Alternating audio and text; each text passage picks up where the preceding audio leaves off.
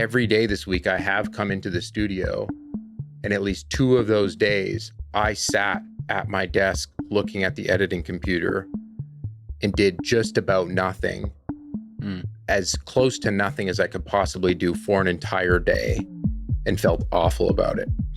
Yeah. Gosh, I know those days.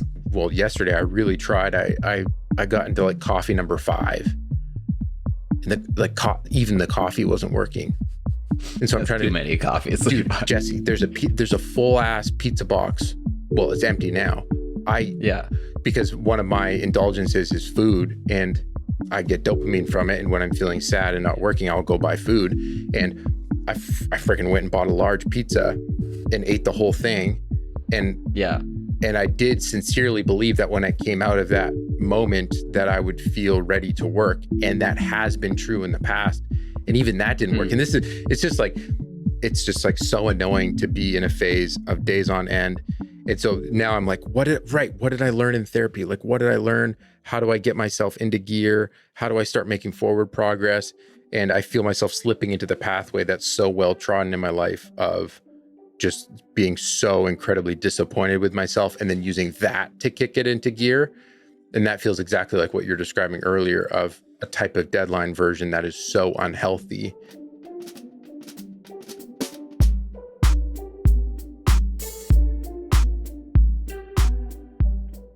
My wife has a sing-along playlist for the kiddos. Yeah. And there's one song on it that's been stuck in my head for 3 days straight, and it's actually driving me bonkers. What song is that? It's a Bumblebee song. Sing it. I'm picking up my baby Bumblebee.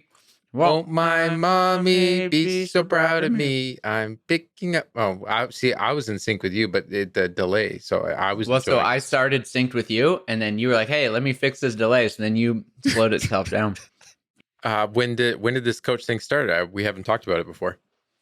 Yeah, it's kind of a trial thing right now, and I'm just trying to sort out like productivity stuff, and we can dive in more on the specifics of what we're trying to work out. But a lot of it is me trying to figure out why I have such a strong aversion to being told to do things. So self-imposed deadlines, other imposed deadlines, all that kind of stuff. If I feel like it's what I'm supposed to do, everything in me goes, I'm not going to do that.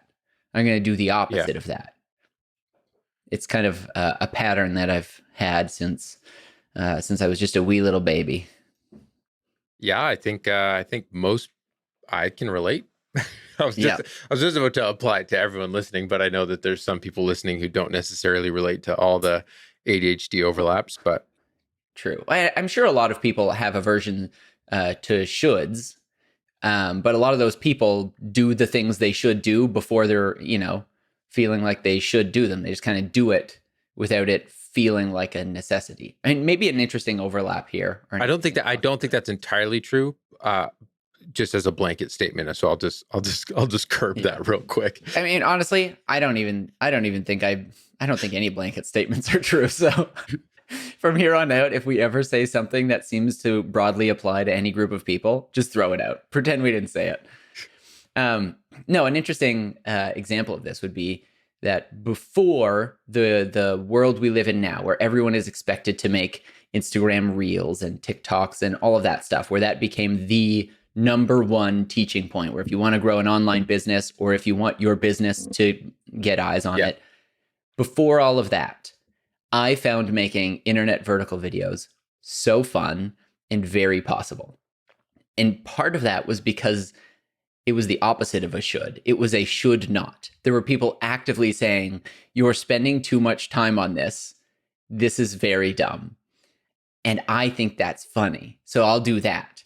And then suddenly now we find ourselves in a world where the internet caught up and was like, actually, maybe this is a good medium in order to market yourself or products or whatever.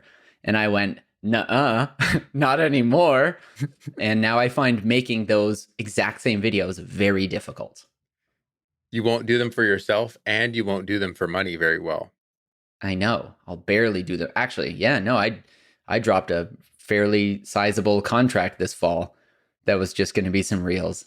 This fall? You mean the fall coming up, or the last What's that? Well, you're right. I don't know where we are in the year. It was for the fall, like October, November, December, Dates that and I didn't passed. do them. Yeah, the dates have long passed, but they were like, "Hey, if you want to extend them, just whenever you want to do them, we're good." And I was like, "For sure." Man, we just did never do them. So Yeah, it's super complicated. The whole, I mean, I think I want to even building off more from your perspective, what you were just saying there of uh, you struggle to do things that you should do. I think it's more troubling because what also see in you is the shoulds being things like, okay, so it feels almost like it makes sense that when there's an obligation, it's difficult to do. That seems to mhm. like sort of check out. Yep. I think how our bodies are supposed to and our brains are supposed to respond is based off the increasing importance of those external obligations. Our desire to do it might not increase, but just the fact that it's a necessity, we would in a good scenario just do it anyways. Like, oh, I Mhm. really don't want to do this, and I'm pushing it off. But then when push comes to shove and the date's coming up and we're in the last hours, you do it anyways. You So do it anyways. Yeah. that's like an external thing. But I think also like that's a massively complex thing to figure out how to organize in your life and prioritize and get things done so people aren't mad at you. Usually there's an external deadline, which turns out to be incredibly beneficial, especially when there's money or shame on the line with the person that you're interacting with, where you don't want to disappoint them and you want to get paid. The complicated one on top of that is when, so putting that one aside, it's like for you, what I also hear you say is you're struggling to just show up for the things you want to do. Yeah. Is this true? Yeah, absolutely. So an example of that is the next studio build video. It's not a sponsored video. It's Mm-hmm. got a good sizable chunk of it done. I think it's really good. I have all the footage laid out. I have a script, and I still really struggle to just do it. And I know one option could be pitch it to a brand, get an ad read, get an external deadline, Yeah. and then wait wait. I won't try and wait, but wait until that final window and I just have to force myself to do it. But the real should that I want to figure out is the like, how do I do it before the crunch time? Because I know I work good in crunch time, but the crunch time part is often quite detrimental to my mental health. So I want to try and like stretch out the window in which I actually produce the work that I want to do. And that's just one of the things I've been trying to work through with the coach. And maybe here's an interesting part that we've kind of stopped at that we were supposed to work on today. It's trying to find ways to reframe the conversation so that it's not necessarily about a should. I don't know yet what we're going to try reframing that as. But rather than just saying like, well, how do I get myself to do the things I don't want to do? Why don't we figure out how to think of this in other ways that don't involve the part that I know I'll always push back on, which is the feeling of this is the right thing to do or the thing I should be doing. Yeah. I don't know what that'll be, but honestly, we haven't talked in a little while. So many updates. So many So many updates. updates. Well, I'll let people know. That's the crux of this podcast. We're trying to document what it's like to do things. So, welcome to the Make Stuff Club, the show for dysfunctional creatives, where the goal is simple: make good stuff, make some money, and as much as possible, avoid self-sabotaging your work, your relationships, and your life in the process. I'm joined by Jesse Driftwood. What's up? And yeah, I'd love to hear what's the update. How's the making going? How's 0 days been going? How's showing up for yourself been going? What are the updates?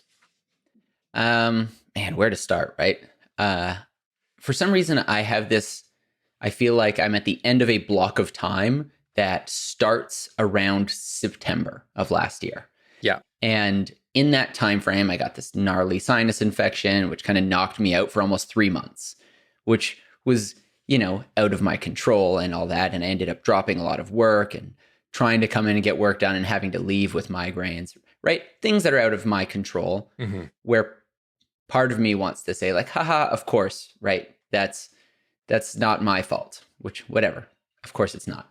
But the other part of me realized that the way I have been operating my business and my making of stuff is in such a place where a chunk of sickness just like that can have pretty negative impacts on my livelihood. And I realized, oh wow, the system that I have going, of course, paying rent and having a part-time employee, those things, well, they don't stop. And if so much of it is reliant on me just hitting those last minute deadlines, it's just not sustainable. And everything was fine here, but now moving into this next block of time, I really want to figure out, how do I set things up to be more sustainable so that in the future, whether I need to take a mental health step away from things, or whether I have a physical health step away from things, or whether I just, I don't know, maybe want to go on vacation or explore something else, that the entire ship doesn't just sink. And that's why I decided to kind of reach out to this online creator coach program in quite a skeptical way. I have no real high expectations for it, but I don't know. I like trying things. Yeah, I feel so many things about everything that you're saying, and I also agree so heavily. And my brain just hears all the business podcasts I've learned over the years of all the advice just like storming into my brain and slowly squeezing it. And I'm like, yeah, but I don't want to. That's like hard and annoying. And I also wonder if because I totally know what you're saying, where the cost of finishing it feels too high and unsustainable when it's in that, I don't want to say manic state, but there's definitely that version of deadline crunch that it's super clear how unhealthy it is. Yeah. But we got away with it. And I do wonder, okay, because part of me, when I hear you talking, I go, for me, is it ever going to be realistic to finish something ahead of time? Like, is that going to be realistic? And I'm going to have to be honest with myself at this stage. And maybe we're telling ourselves different stories at this point and are at different places, but I've kind of just decided, well, it's kind of a two-part thing. And one, I need to stop trying to be the person that gets it done ahead of time. So that's been a phase that I'm in, and maybe I'll change my opinion on that. But I've just spent so much self-strife trying to be a different kind of person, and that is not embracing what I'm best at, which is embracing the stimulus, embracing the hyper-focus, embracing the novelty. If I embrace that more so than the kind of person that's able to be planned and strategic and methodical, then that might be a more effortless way in the long run for me to make. But then the second part that needs to go right alongside that is how do you then do those deadlines in a way that's non-destructive or less destructive? Because to take 2 weeks to recover from a 3-day work bender, then you're not showing up in your life, you're not showing up for your family, you're not showing up. And then, as you're emphasizing, when you get sick then, and you need to be in that state where you can output so intensely for 3 days, then you literally can't do that. And then you've got nothing. It's like, I almost wonder, okay, so if you can find a way to use all the best parts of the simulated deadline, either real or self-imposed, and do some version of a crunch that is just scaled back. And I don't, does that sound even possible? And is there a way to do, like, when you're talking about wanting to have a more sustainable way to keep the boat afloat in the future, is it making the deadlines more sustainable, or is it also just like implementing a new business model on top of your current creative work? Both. Yeah. I have two main answers to this. One of them is very much about to start the trial. We'll just get into that in a second. The other one is something that you and I talked about a lot when we were in Hawaii together, which is kind of just a recognition that, at least for me, I'm such a creature of habit. So whatever I'm doing, I'm so much more likely to do it. And whatever I'm not doing, I'm infinitely less likely to do it. Yeah. And this is everything from eating to sleeping to work to, I don't know, playing a video game. I've never thrived in I'll do this thing for an hour once a week. It's either I do it for an hour, 4, 5, 6, 7 days a week, or I forget about it for months at a time. It's kind of this object permanence thing. And I was kind of talking to you in Hawaii about how I realized the easiest time I've ever had making videos, counterintuitively, was the time when I was making videos daily, making like daily posts. And that's not a thing I desire to do again, but I'm trying to figure out how to incorporate that, the habit of it, into my current business practice, which is how do I work on these videos in that same kind of habitual manner without the need to be uploading every day. And that's probably a separate bridge to figure out how like I'm going to cross, but that's one thing I'm working on. The other actual business thing is that I'm bringing on Zach Driftwood, which is the original other half of the Driftwood business. And we're testing out having your brothers. Brothers. Twins. Not brothers, but we're having him right now. He's going to come out and do some BTS filming, also do some rough cut editing. And we're going to figure out how we can just kind of work on a workflow where as like a team of 3, I hope this is true. I hope I don't eat my words in a month or 2 on this podcast, but we'll find out. I'm hoping that as a team of 3, we'll be able to be substantially more productive than a team of 2.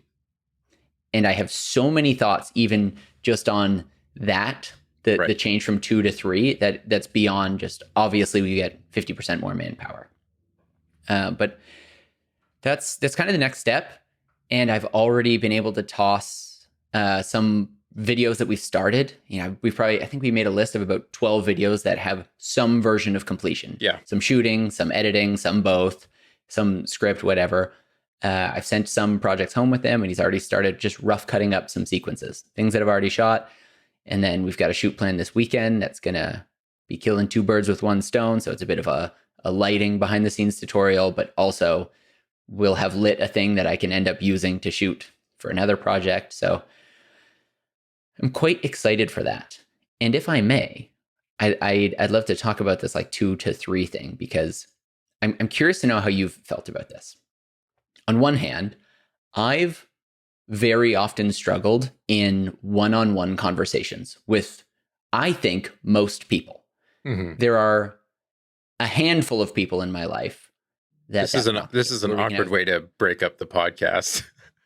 Well, yeah, here's the thing though. I think you are an exception to this rule. There's only a handful of people, and maybe it's just neurodivergent people. I don't really know, but there's a lot of them in there. There's a bunch of people that easy to maintain a conversation, to keep it flowing. Mm-hmm. And then there's a bunch of people that in one-on-one circumstances, I find it really difficult. And yet in a group of 3, that same person, or even 2 of those people that I struggle with in one-on-one, suddenly becomes extremely easy to be able to kind of bounce things back and forth. So in the same way that I've had that with just casual friendships and hangouts or whatever, I think a similar thing is true with me creatively or in my business, because I've been able to collaborate with a lot of different people I really respect. And I don't even just mean like other YouTubers. I mean, on my channel or in other video projects. And I've almost always found just collaborating with one other person is quite difficult. And I don't know if that's because there's a level of combativeness that gets involved where it's like, well, it's either your ideas or it's my ideas kind of thing. Yeah. Or if it's just more of that similar, I don't quite know how to communicate my ideas as effectively in this one-on-one way. So we've only had 1 and kind of 1.5 meetings now as a group of 3, like really long ones where we chatted through potential video ideas, but also dynamics and budgets and all these kinds of things. And I did find that just those conversations were much easier with both of those 2 people than I usually find doing the same conversations with either of them, because I've had those types of conversations with both of them in the past. I mean, that a lot of that is making a ton of sense to me. I think that, especially if that's an area where a lot of your momentum gets built from, is those conversations. And if I can picture what it was like to observe some of your creating habits when I have spent time with you in person, definitely that environment in a studio, you get there in the morning and it's not super clear exactly which project is most important in that day, but there's some energy to create. And then another person comes in and you're kind of like talking back and forth what to do. But when that third person does enter the scenario, there's a new ramping up of energy that can happen in a more, and if I were to picture you having these conversations, these like work days with three people there, it does seem inevitable to me that things would start to happen. Yeah. Where I feel like it's a lot more easy to stall momentum with two people. But I feel like, I mean, there's also a lot of responsibility now having that third person. And there's a lot of, that's a big part of the conversation too, because we've made the ship bigger. Yeah. Right. And I really appreciate both of these guys because they both understand my fear, which is that, and this is a fear that your cousin and my friend Ruben had with his donut business, right? Yeah. Which is, do I scale up to make this more sustainable? Or if I scale up, have I now, just built this giant machine that needs that much more work, that much more finances in order to keep going? And then is it just like a harder fall when it doesn't happen?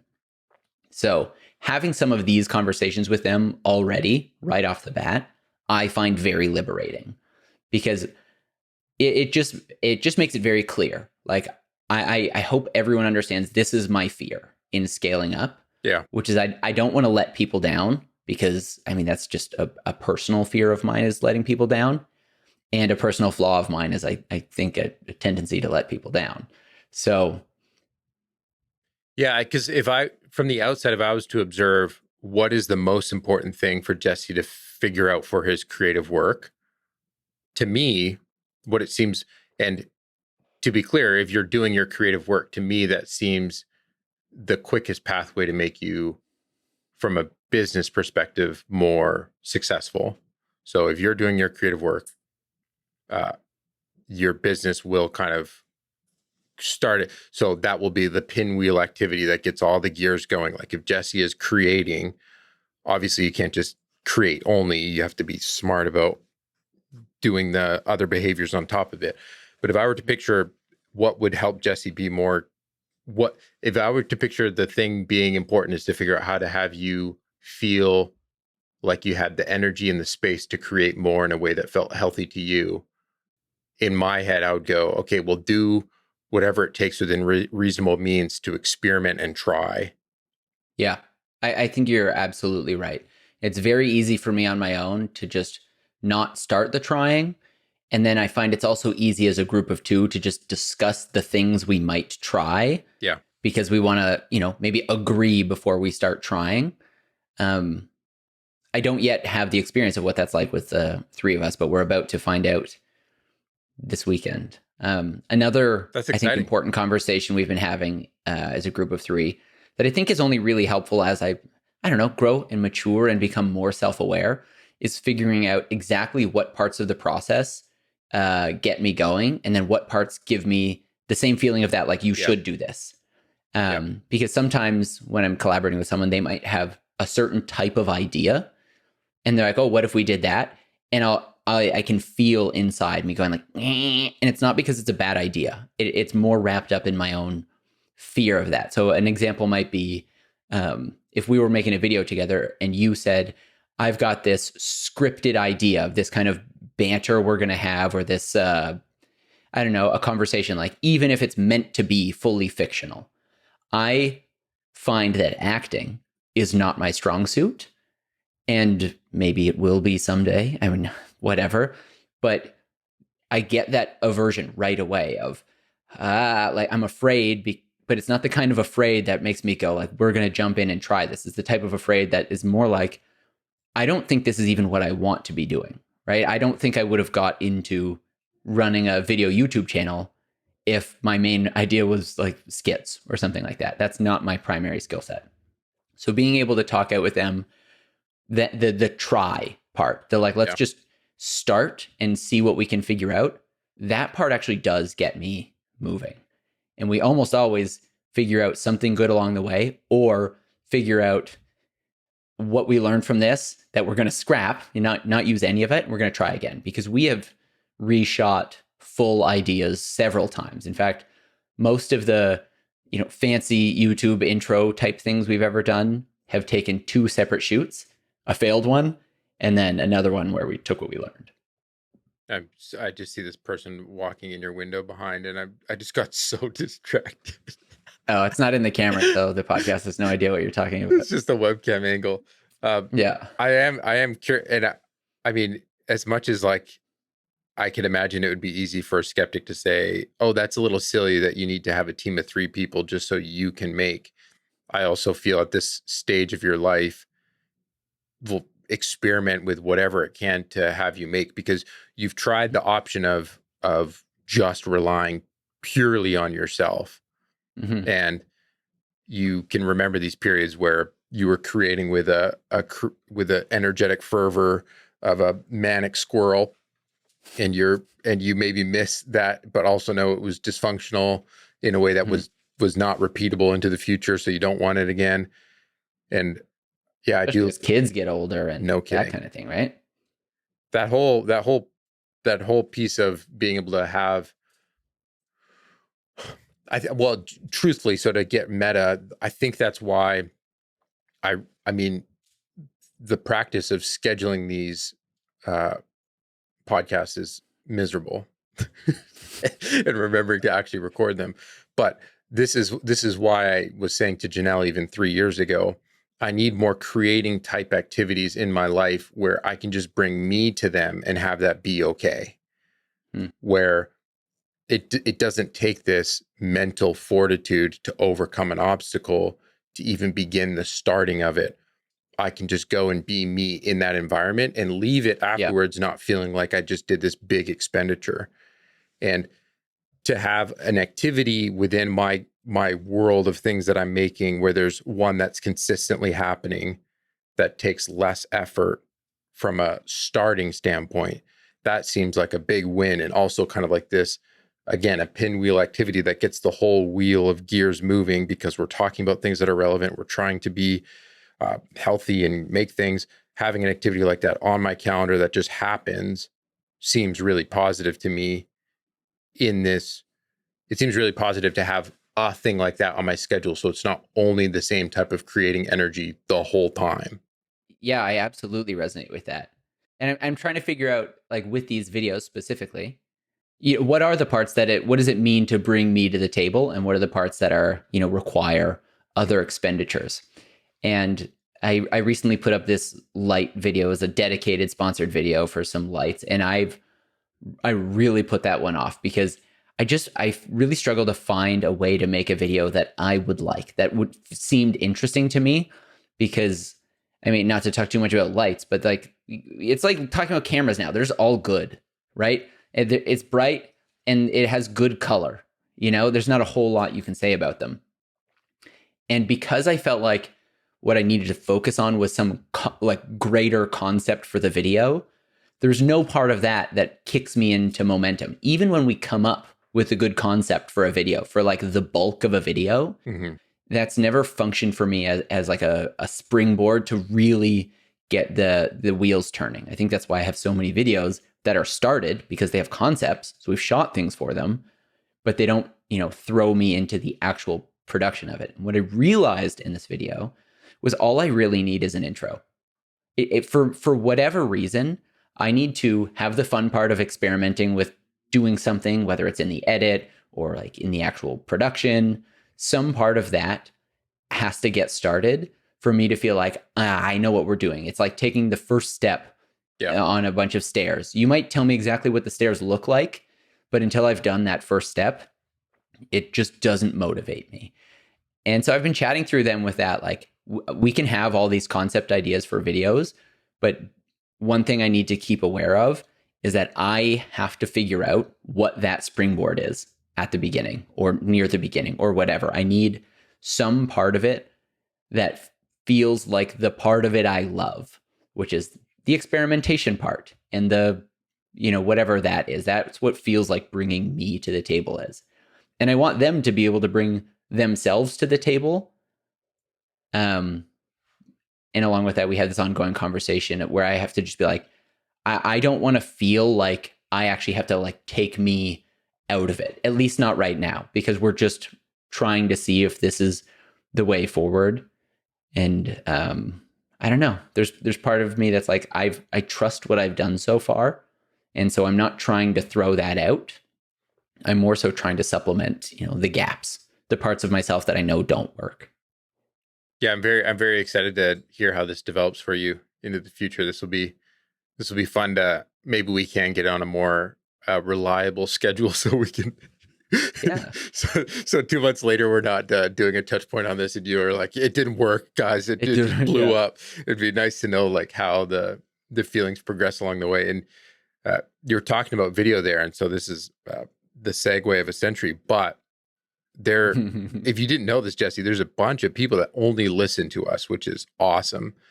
And one of these people left a comment on our YouTube channel. Amazing. We have a YouTube channel. Surprise. There's some videos on it.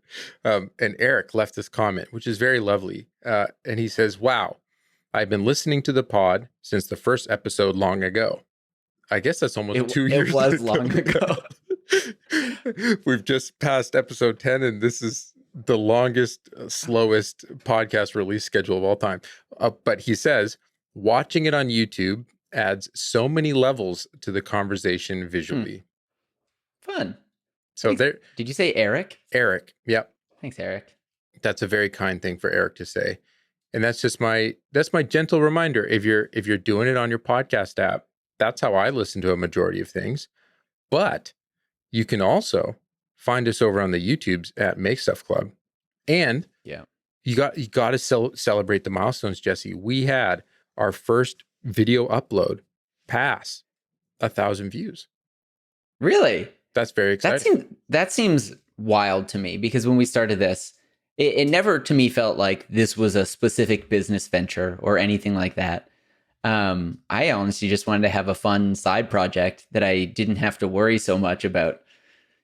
Do people care about this? So the fact that people do care about like any amount of them, I think that's really cool. Yeah, 1,000 people is, to me, it's like, oh, there's a crew here, and that's good enough. There's that essay, 1,000 True Fans by Scott Kelly. And I still really like 1,000 people is so many people. And Cody Warner always makes me think about, like, just imagine that many people in a room. Yes.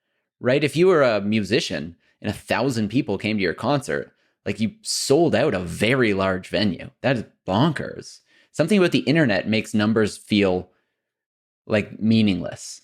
They're small, but then when you really try and break that down, like 1,000 individual people is just too many. A few of them should stop, I think, actually. Please stop clicking on the videos. I feel like there was a bunch of comments on that video that I just was really encouraged by, that the concept that I was referencing last time about having this fantasy where if you could get rid of all the things that you think are preventing you from working, everything would just be easy. And in that context, it's specifically about, hey, I envisioned if I could no longer have responsibilities and just edit in a cabin, that would make, or edit and write in a cabin, that would be so much easier. And my therapist was explaining why I had the worst idea ever. Why that's the worst idea ever. And that was very encouraging to see that other people related to that. And I think a big theme that I've tried to be processing in our last several episodes is this transition into, okay, how do I include small steps into my weekly schedule that are healthy for my brain, not someone else's brain? And we talked about things like, hey, having a commute where you go out on a walk, brilliant. That is a really good time, especially if you're not just cramming your ears with noise and distracting your brain. If you let the brain actually do what it naturally wants to do, which is think and process and relax and experience boredom, all these things are really helpful and really healthy. And you don't always have to go out on a 4-hour trail run to have a creative thought. You don't have to do that.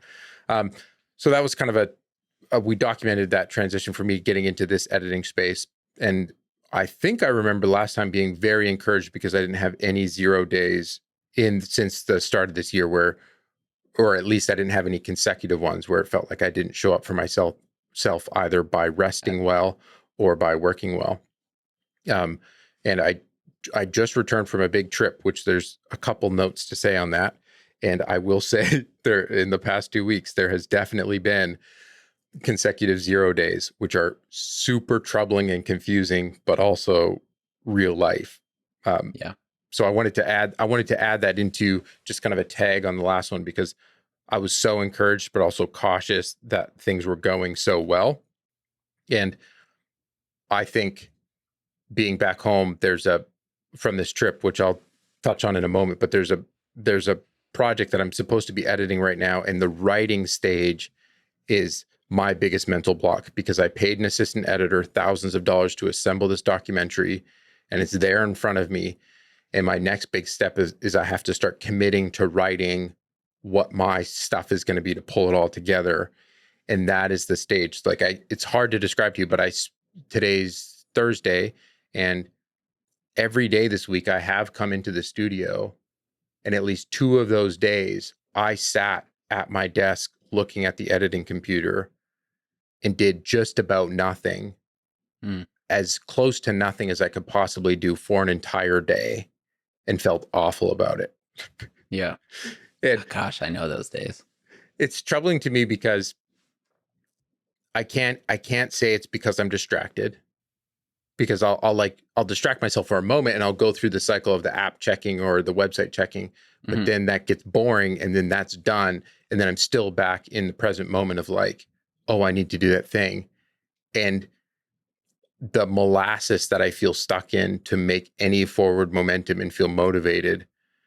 And it's just so troubling. And then so some days yesterday I really tried. I got into like coffee number 5. And even the coffee wasn't working. And so I'm trying too many coffees. Dude, Jesse, there's a full ass pizza box. Well, it's empty now. Because one of my indulgences is food, and I get dopamine from it. And when I'm feeling sad and not working, I'll go buy food. And I freaking went and bought a large pizza and ate the whole thing. And I did sincerely believe that when I came out of that moment that I would feel ready to work. And that has been true in the past. And even that didn't work. And it's just like, it's one thing to have a period of life that went really well. And then it's just like so annoying to be in a phase of days on end. And so now I'm like, what did I learn in therapy? Like, what did I learn? How do I get myself into gear? How do I start making forward progress? And I feel myself slipping into the pathway that's so well trodden in my life of just being so incredibly disappointed with myself and then using that to kick it into gear. And that feels exactly like what you're describing earlier of a type of deadline version that is so unhealthy. And then, so then I try to do the flip opposite where I go, it's okay. Today didn't work. Just go home. It's fine. Yeah. And I'll do that, but then I'll get multiple 0 days in a row where now there's 3 days linked where I did almost nothing. And it's not even like I distracted myself with, I call it proto wasting, like productive wasting of time. Like, it's not like I was responding to community comments and engaging with people who enjoy the things I make. It wasn't like I was responding to emails, it wasn't like I was just doing busy work. I was literally doing no work at all. So I wanted to chuck that in there. It's kind of like, that's something I need to solve. And a way that I'm trying to solve that currently is that I told YouTube that I'm going to release this film that I'm editing right now in 7 days. I saw that. And hopefully that works. But going back to the behaviors and things that feel more effortless and springboardy, it's so troubling to me. Well, it's not that troubling. I'm doing more client work this year because I relate to that feeling of when you're not doing well and you don't create and your business starts to slow down massively. You still need to find a way to make income. And I can relate to that. And my upload history will also communicate that. I think I think I've gone over a month now without uploading anything, and that's okay. I took on a contract. No, it's not. It's not. Sorry, okay. Go ahead. I took on a contract to do a 12-part documentary series for a leadership client that does this leadership training and stuff in schools. So it's not full corporate work in the sense of, I imagine, that corporate work that you just absolutely can't stand. It's still interesting to me. And so there's an overlap enough where I don't do a ton of client work in my year, but when I do certain client projects, I want to be able to care about them as I do them. And this year I accepted doing this 12-part series, and we shot that in March and April. So that's kind of another reason why episodes have been a little slow, but I was traveling for 3 weeks straight, which is the first time I've ever done that since having kids. Yeah. A lot of lessons from being away from kids that long. I think I'd definitely schedule it different in the future. It wasn't my choice to schedule it that way because there was a lot of other team members involved, and the client already had dates that they committed to with all these school districts because we interviewed 27 people. But two things about that. One, using voice assistants to set timers and create calendar events has literally made my experience of doing anything where I have responsibilities 10 times easier. It's just like holding down the power button kind of thing, just saying like, hey, make a reminder kind of thing. I do the watch a bunch where I just press the crown on the watch and say something into it. But like, this is a new thing for me, I think, in the last year and a half, where I have fully embraced this concept I will remember nothing. So document every single thing. So this is such a game changer where when it's just me doing a project, I can keep track of everything in my head as I'm doing it, as I'm out filming it. Like the energy, that's my environment. I can do that. I can keep track of it for myself. But when it's a team of multiple people, multiple responsibilities, multiple times that are coming externally, I just need a better way to keep track of it. And if someone tells me, hey, we're being there by 10:30, I need to not only create that as a calendar event that can show up on my wrist when I look at my watch, I can see, hey, at 10:30 this starts, but I also, a half hour before that, need, hey, the van needs to be loaded and we need to be moving. And embracing that level of creating time-based buzzing reminders on my watch when there's tons of things I need to keep track of time-based wise, because my perception of time is not accurate, that made this filming experience, because usually that would be the most stressful part of a multi-person shoot for me, is the time stuff. I just fully embraced using a smartwatch and buzzing reminders. And to be clear, there's no notifications for anything that's unimportant on my watch. Nothing. So if it buzzes, it's important. And that to me, smart idea. Man, so the shoot went incredibly well. For me personally, like I think I performed at about a 7 out of 10, which is what I expect for myself. Yep, that's good. And someone asked me beforehand, like, oh, are you going to be so tired when you get back? And it's hard for me to describe that. Yes, you can be tired from an accumulation of travel, but it's weird to participate in an activity where it's like, why couldn't all my work be like this, where I just show up and do the thing, interact with the people and be done with, like, it's such a shame to me that such a large part of what I've chosen to do as my thing I like to make requires writing and editing. And I say the writing and editing piece because for me, a lot of what I make requires writing from me. And that writing does often happen in the edit, but I can't skip that stage. I can't just offload that to an assistant editor, because I did that with this last doc project, and I'm still stuck at the most difficult stage for me, which is the writing part. The writing part, yeah. And is that part for you a self-motivated issue or a secondary issue, which I'm trying to work out with my coach, which is the complication of with editing or writing is that there is an infinite number of possibilities. You could do anything with this, right? But you dictate which direction you take it by whatever those first steps are. Yeah. Even though you can delete the clip, even though you can erase the paragraph, for some reason, I feel like if I'm not making the correct first steps, or at least that's my fear, it's the thing I tell myself. If I'm not making those first steps correct, then I might as well throw the whole thing out. And so I get stuck in these loops of just like molasses. It's a molasses loop because I don't want it to be the wrong step. And yet, if I really look objectively about all the times I'm like, well, I just have to take a step now, I'm like, I was fine. That's absolutely it, Jesse. It was not some irredeemable script I wrote or irredeemable shot or whatever. Yeah, and it's purely the perfectionism paralysis. That's purely what it is. Because I care, because I want it to be good, because it's my own thing, because I procrastinated it for this edit is quite a long time old. That's a weird way to say that sentence. Quite a long time old. Your kids are quite a long time old now, right? Because it's got all these emotional things to be. I think that even ramps up that perfectionism paralysis. Yeah, absolutely. Because you feel like, well, if I'm going to wait this long, it better be worth it. Mm-hmm. And being online I feel like also kind of just ramps that up even more, because you get the kind of comments, especially when people know the thing you're working on, that's like, I can't wait to see, Yeah. what you finally do with that. And you're like, gosh, don't, just shut up, please. I mean, you'll probably like it, but to me, it feels like now there's this added expectation of perfection beyond my own desire for perfection that makes doing it that much harder. So it's just like it's between being stuck between a rock and a hard place. Yeah, but it definitely comes more, I would say for you, it's definitely more, you care very little what people think. It's definitely an internal thing more so for you, is it not?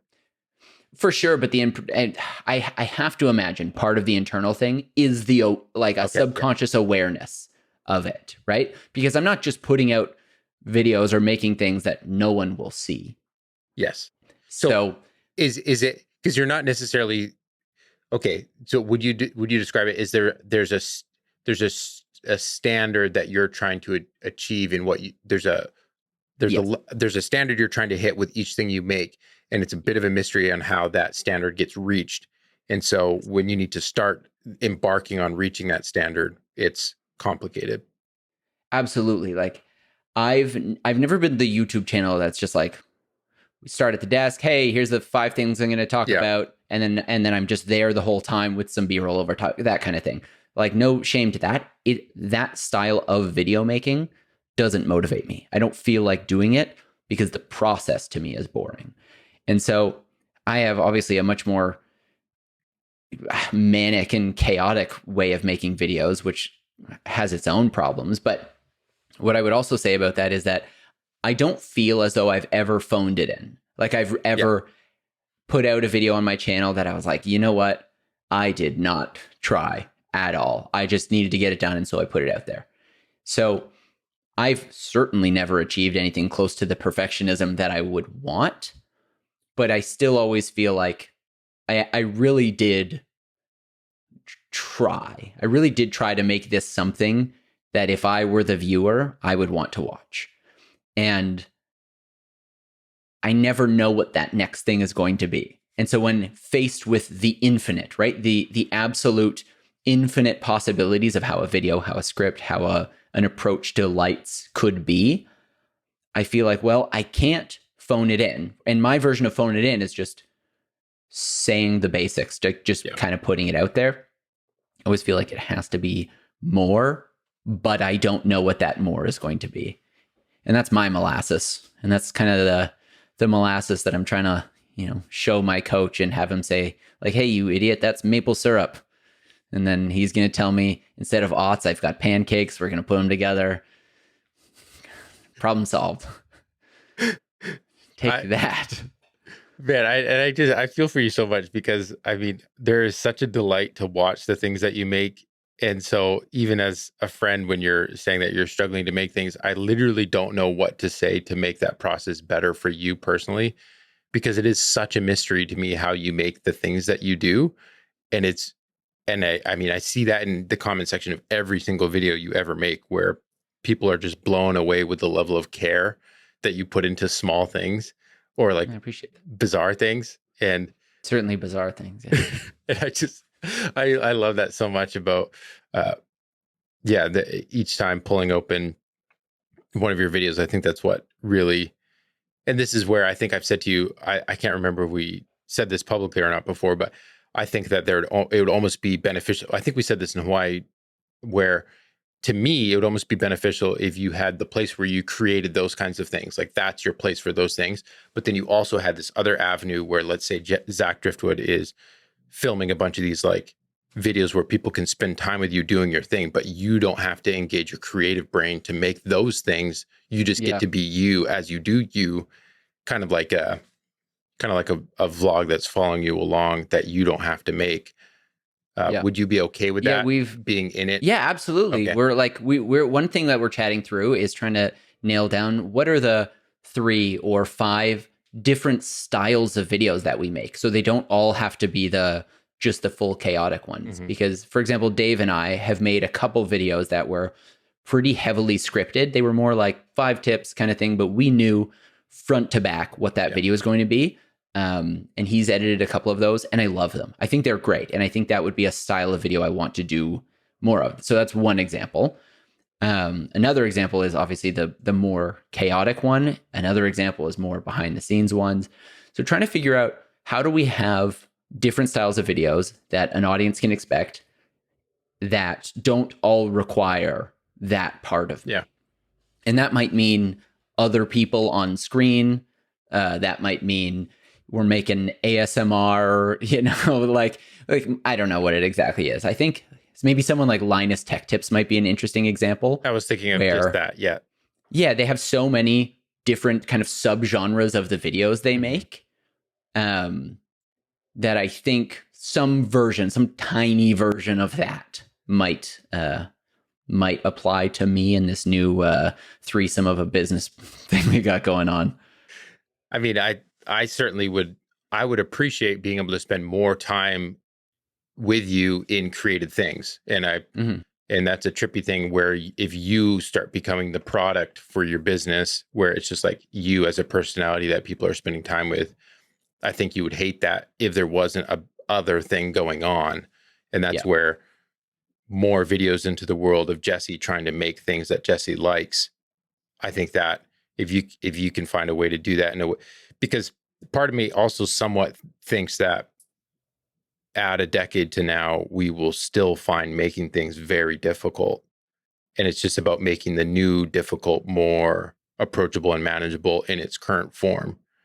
Mm-hmm. So you making your art, I call it art, because it is the YouTube videos. Like I genuinely don't know if there will be a way to make, I genuinely don't know if there will be a time where that is completely effortless. And that's not what you're asking for. No, absolutely. And I found so much comfort over the last few years of actually realizing that some of these things that I think are problems that need to be solved will likely never go away. Yeah. And so the real thing I'm looking for is tools to manage these problems, but not just manage the problems, but manage the downfall of the problem. So when you have 3 0 days, understanding what are the tools that actually help me pull me out of multiple days of that. Heck, what are the tools that help me pull me out of depressive states? What are the tools that help me pull me out of spending way too much time on a thing that actually doesn't matter in a project?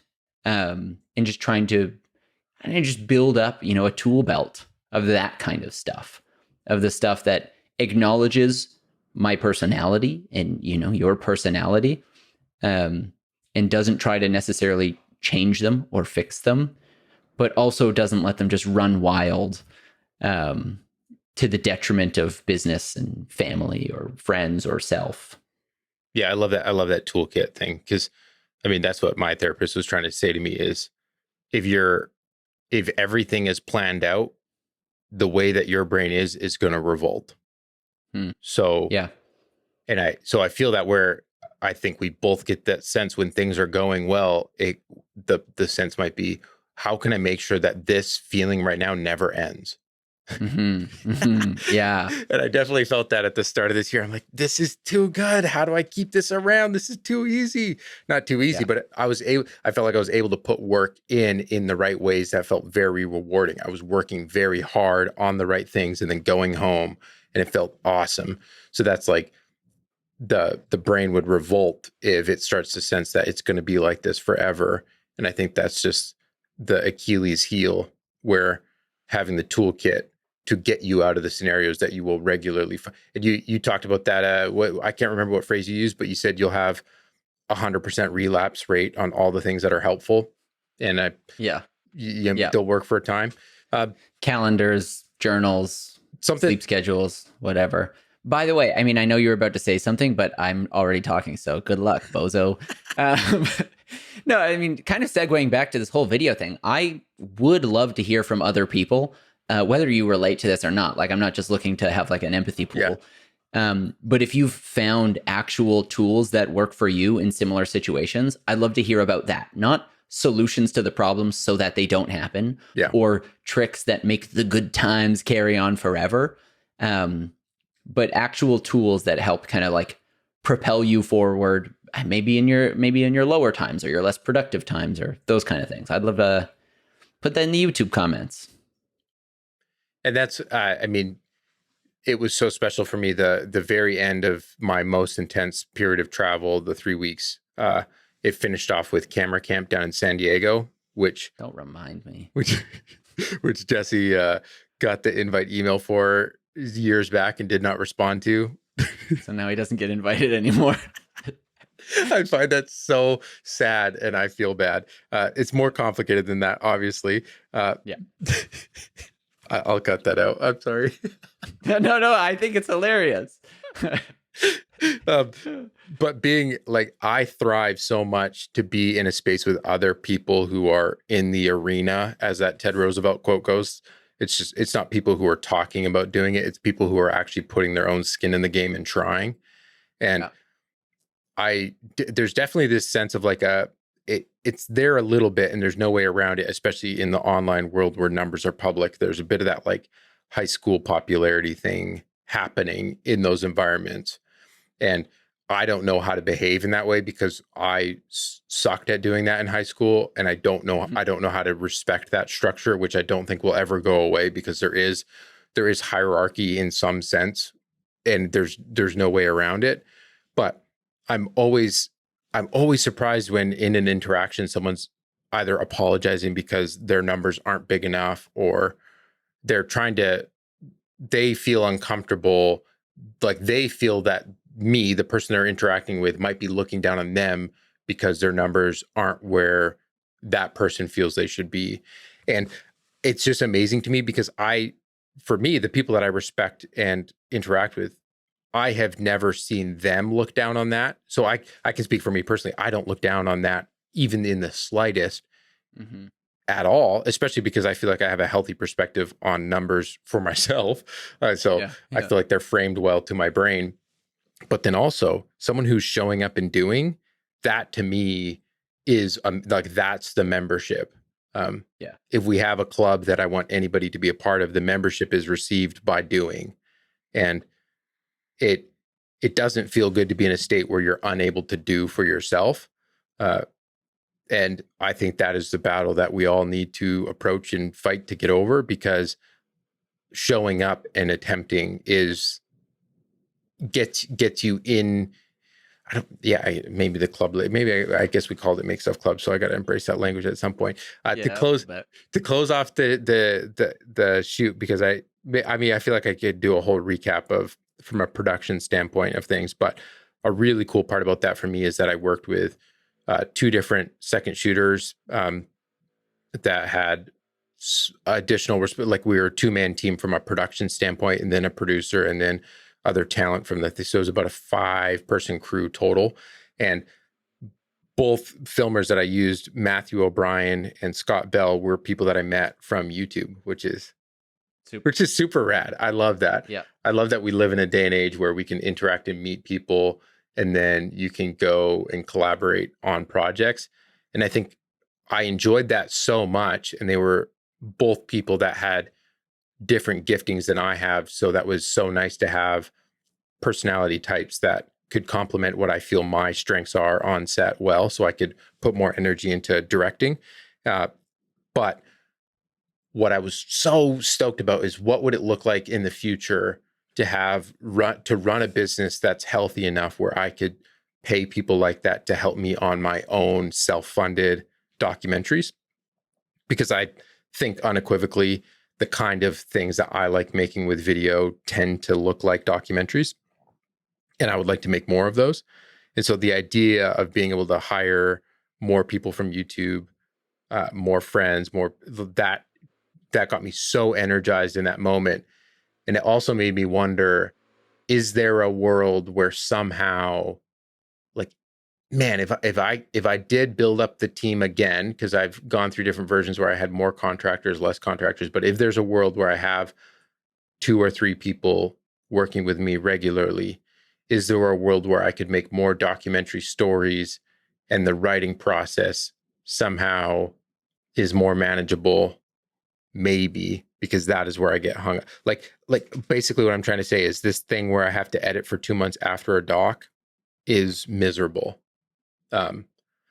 And I have to accept that that's the writing process as well. I have to accept that currently, in order to pay an editor good enough to do it at the quality that I want it done, is more money than I have. But I am encouraged that if I do well at all these other things, there might be a version in the future where I can somehow get people involved on some of these bigger projects. And that gets me excited. Yeah, I think that's amazing. I think, I don't know about you, but I've been kind of trying to just reimagine that where I am now is the beginning of a new block of time. And I find that really helpful, not necessarily as like, I'm at the start of a new life. Yeah. But I'm at the start of a new, let's call it a 3 to 6 month window, right? And at the end of this, I can reevaluate and try and enter a new one after that, carrying forward the things I learned and throwing out the things I also learned. But I feel optimistic. I feel good. I feel better about making stuff now than I have since September 2022.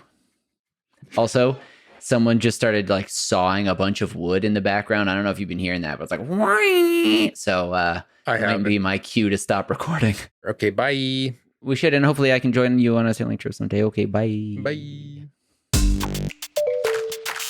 Thank you for joining us for this episode of the Make Stuff Club. We've got a video version of the podcast on YouTube. And the benefit of that, even if you listen to the audio versions, is that we've got highlights that we're going to be uploading there. It's kind of short, bite-sized little nuggets to kind of contribute to your week and your creative journey. Our theme music is by the mysterious Breakmaster Cylinder. This has been this episode of the podcast, and we'll catch you in the next one. Peace.